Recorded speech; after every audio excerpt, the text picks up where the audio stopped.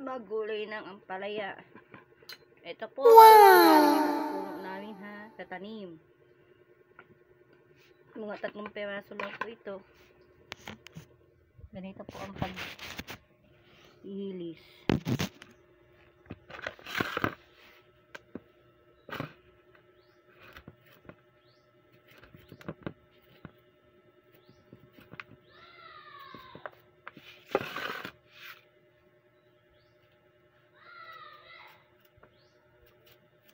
Haluan ko lang po ito ng magic sarap.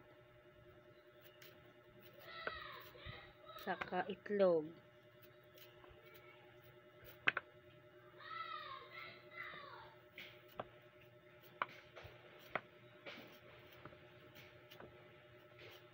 Luto po muna bago kami magpawid.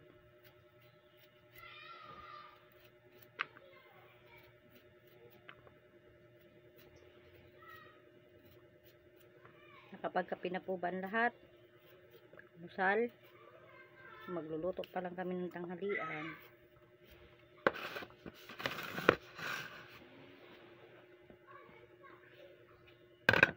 Medyo ano yung camera ko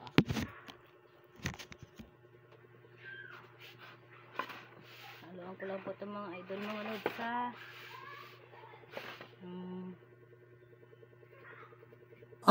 Ito lang binabad kong ampalaya sa may asin. Kasi ayaw na mga bata ang mapait. Igigisa ko po yan mga idol ha. Sa itlog. At ito ang itlog. 3 lang po yan mga idol. Kasi mahal ang itlog. Sibuyas. 2 lang. At ang bawang. Hair cubes.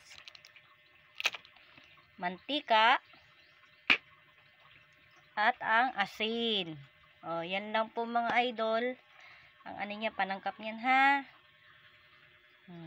Ito na po mga idol ang itlog. Hinalo ko na po yan. May asin namin po yan. May bitsin. At ito namin po ang sibuyas at bawang. Tara na po. Let's go na. Luto na po.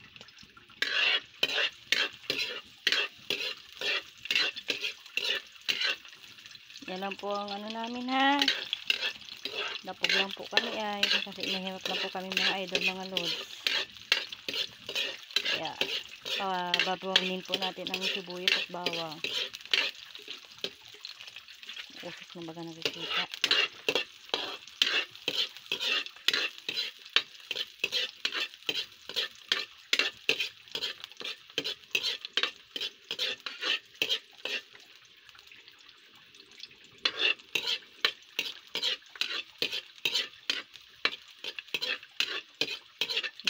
Nabang at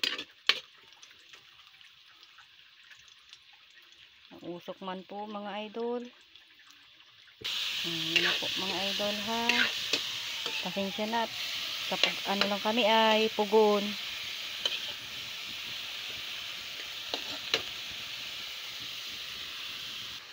Ilalagay ko na po ang itlog.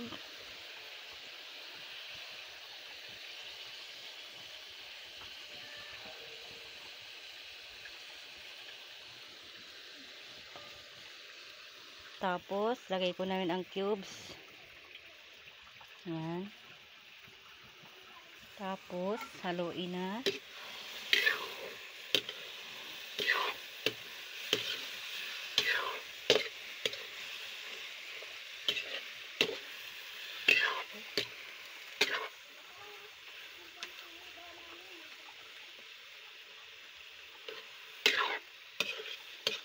Sapit to mga idol, gulay.